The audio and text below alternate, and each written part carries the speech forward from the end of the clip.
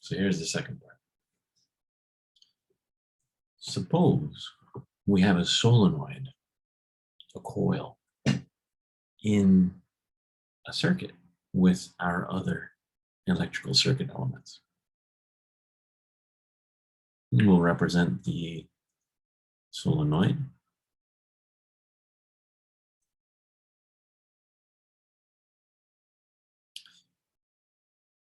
with an inductance L. It's self-inductance, but there's nothing to mutually induce with. So self-inductance, just inductance.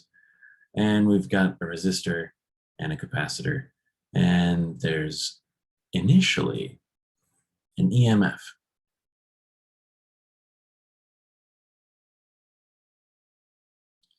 Initially, for a long time, that circuit, the switch is closed that way. Current builds in the inductor.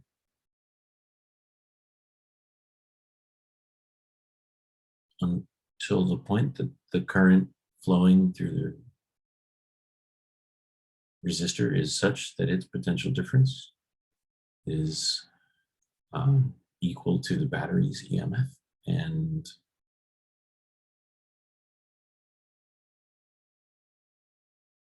there is no potential difference across the inductor anymore because the current flowing is constant.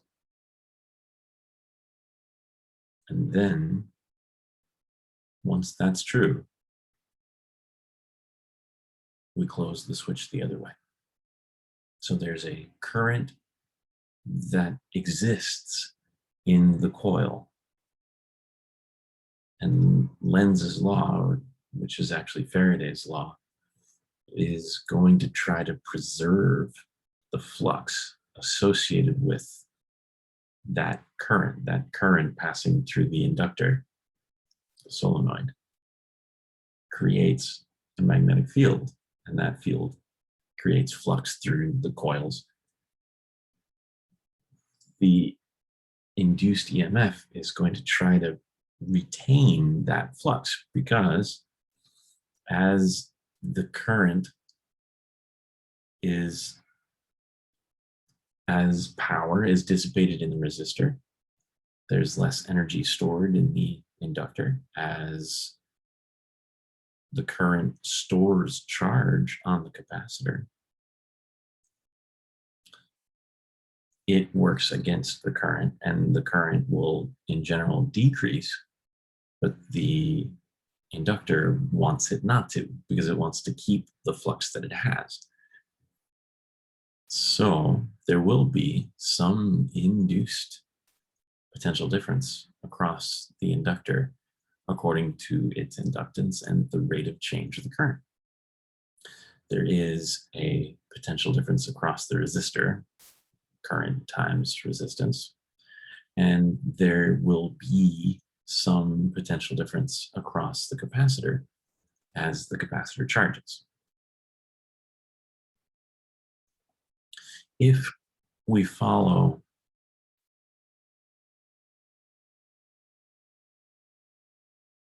a Kirchhoff's loop this way around the circuit,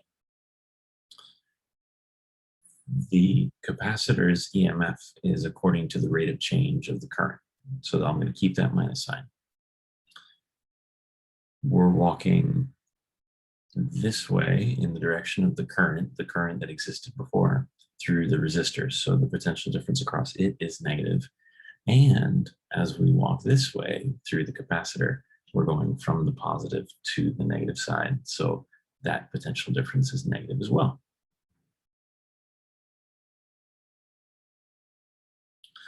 The current is the rate of change of the charge, and the rate of change of current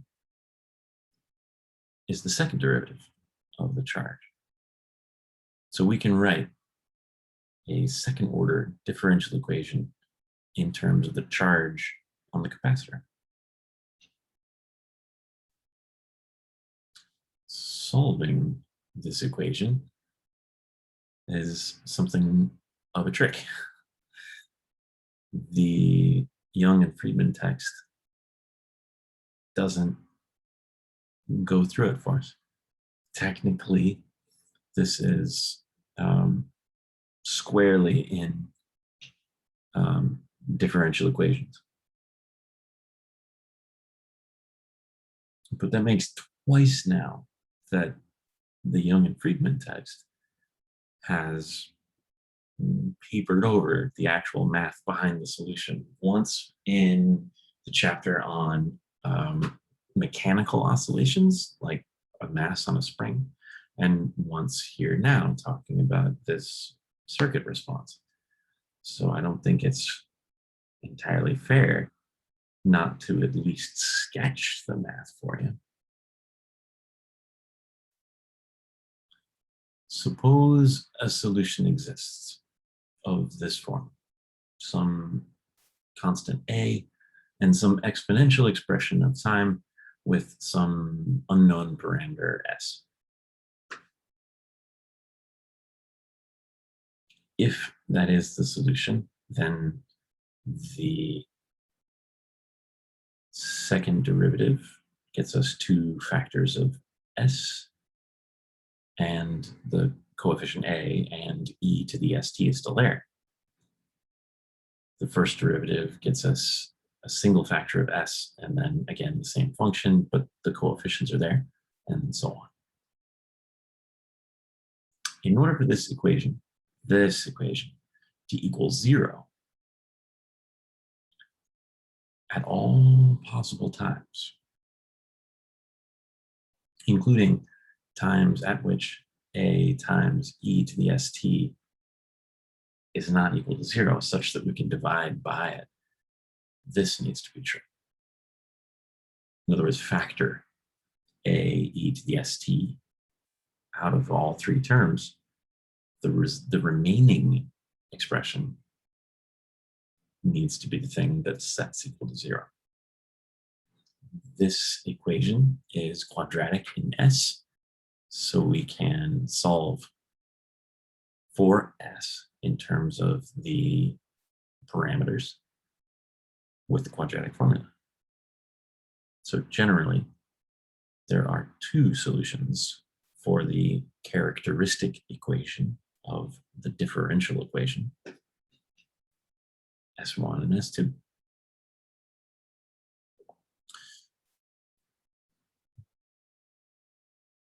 Fantastic. S1 and S2 are known quantities determined by the resistance, inductance, and capacitance in the circuit. A and B are constants whose values we determine using initial conditions. And we might look at an example of how to do that in the recitation. Now, this discriminant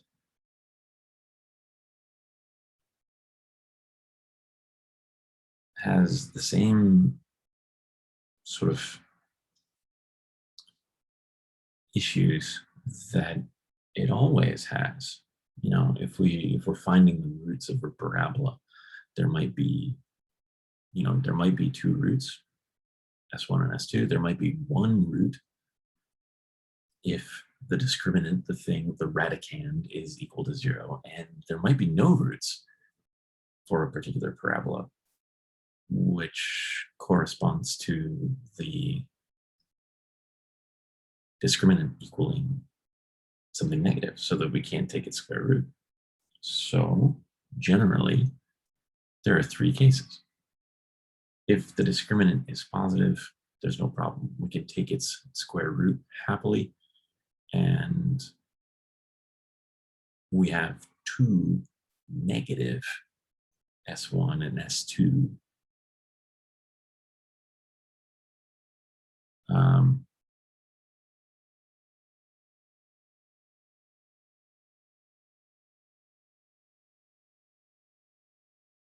guess they're like frequencies, kind of 1 over time, because we're going to multiply by time so that the argument of the exponential function is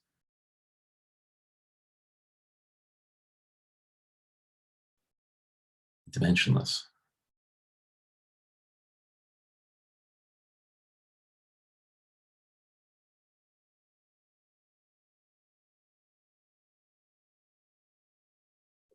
But these parameters, I guess, S1 and S2 are negative because this is true. And so we have exponential decays with possibly different decay constants with A and B according to initial conditions.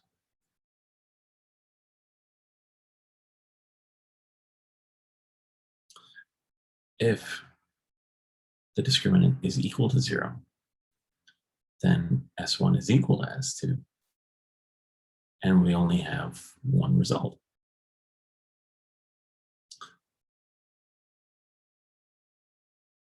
But we're potentially running against initial conditions here. The capacitor is initially uncharged, but this function has no 0.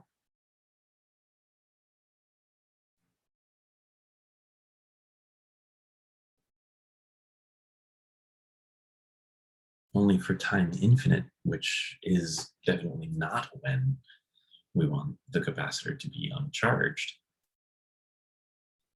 Maybe that's okay because we dissipate whatever energy exists in the series of inductor, resistor, capacitor. We dissipate whatever power through the resistor, and eventually we don't have any more energy to dissipate because we've, dissipated all of it. So I guess eventually the capacitor ends up uncharged, but at the beginning it isn't charged either. And there's no way to do that except by setting the constant A equal to 0, which means it's 0 all the time, which is not what we want. Some charge is at least temporarily stored on the capacitor.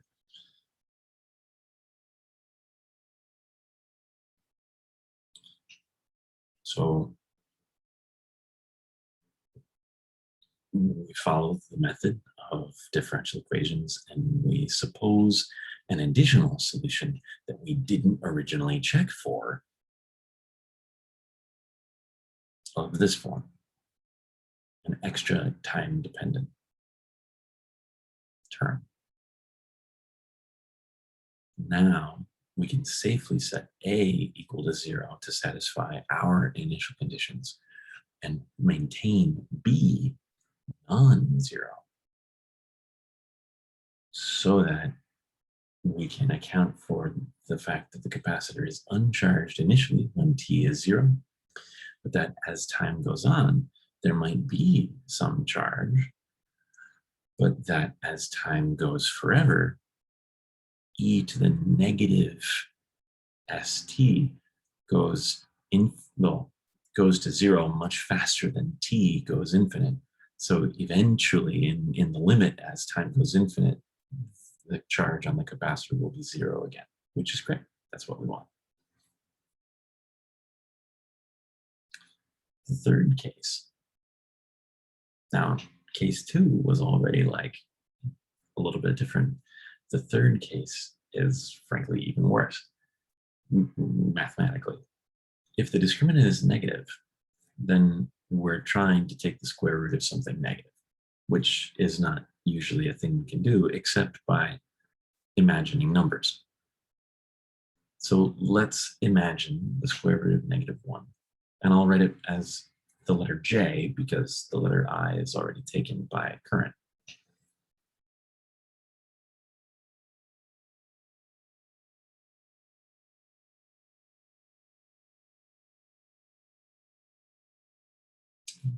With this trick, the new radical expression, we're taking the square root of something that is now positive because we factored out the negative side and represented it with J. So this is perfectly well defined. if imaginary.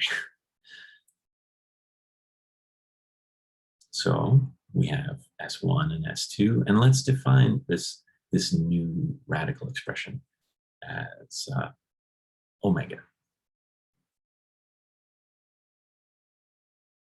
So the general solution that we knew, we had before,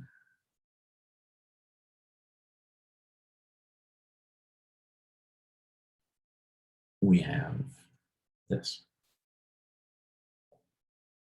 Now, J is imaginary. So how do we, like,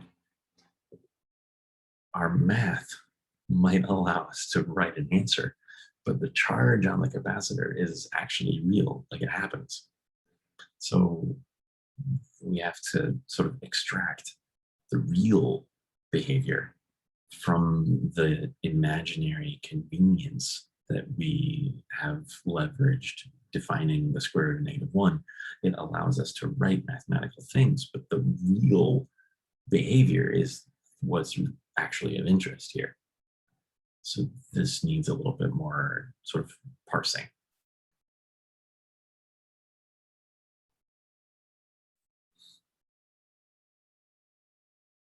To go further, we need the Euler identity.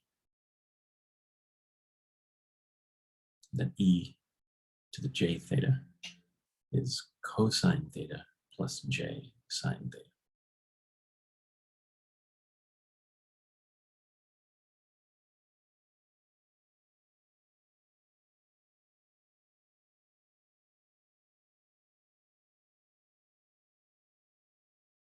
Which we could prove if we felt like it with Taylor series, expansion of e to the x, and the definition of j as the square root of -1. With those two things, we can reprove Euler's identity. If you're curious about doing that, let me know. I can walk us through it, but for now, let's take it on faith. Not faith, trust, just trust. Some of the things we know, that cosine is an even function, sine is an odd function. And if we know that, then we can rewrite the general solution. Let's factor out the common e to the r over 2l, and I have omitted a t here, which I will put back. There we go. So let's factor that out and just concentrate on the a e to the j omega t, which we can use the Euler identity to write as cosine omega t plus j sine omega t. And same story here. We would have cosine of negative omega t, but we know that that's just because cosine is even, and we would have sine of negative omega t, but sine is odd, so we can replace it that way. And we could combine terms.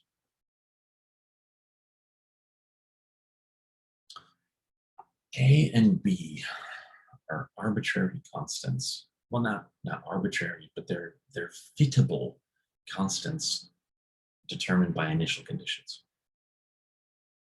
I don't think we lose any generality by redefining the sum of them as, I don't know, K or X or, I don't know, G and H, I guess. But if we're going to call them G and H, we might as well call them A and B. Like their names don't matter. We have one constant that is obtainable and a different one. So we have this expression, and as I alluded to earlier, let's ask only for the real part of this expression, because the charge on a capacitor needs to actually exist. It can't be imaginary. The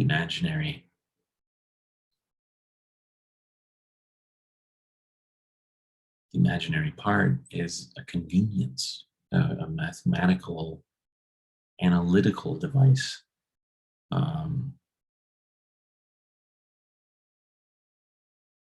It's like putting on 3D glasses. We can, or even like augmented reality goggles, right? We can manipulate the thing that we can see that is beyond what's real, manipulate the thing, and then when we take off the goggles, we have what is actually remaining really.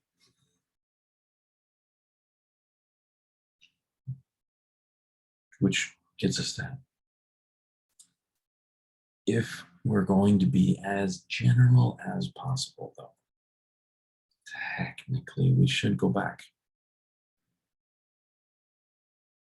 and define complex constants.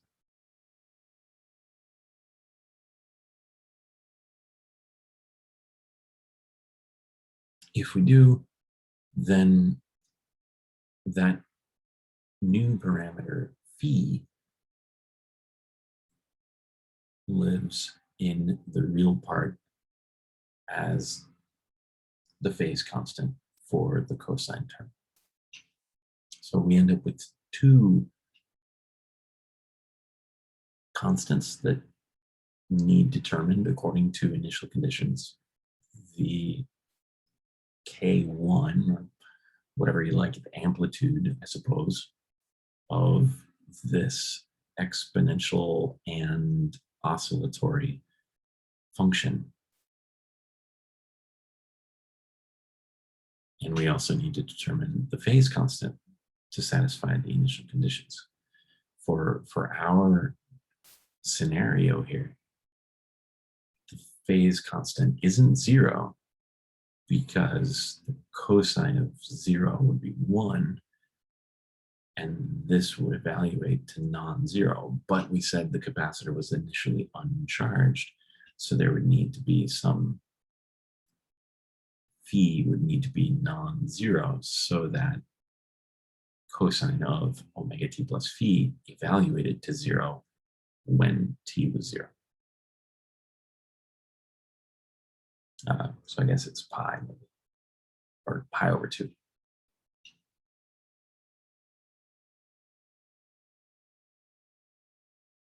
All right.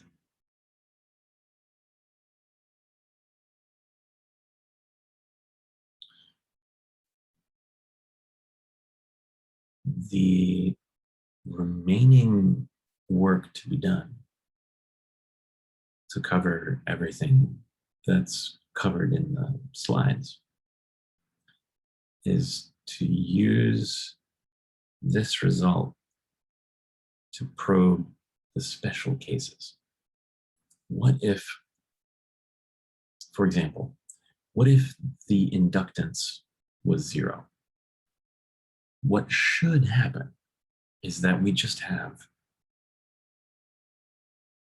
an RLC circuit, which we already know how it behaves. So we should, from this, we should be able to reproduce what we know happens when there is a resistor in series with a capacitor. And we should be able to sort of investigate, what if there isn't a capacitor? What if the capacitance here is 0, but there is a resistor and an inductor? How does that behave? And as long as we're on the subject, what if there isn't a resistor? What if it's just an inductor and capacitor? Then what? So those are special cases, again, that maybe we will treat in the recitation.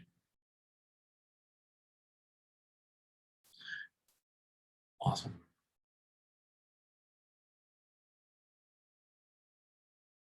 That's it. Thanks, everybody.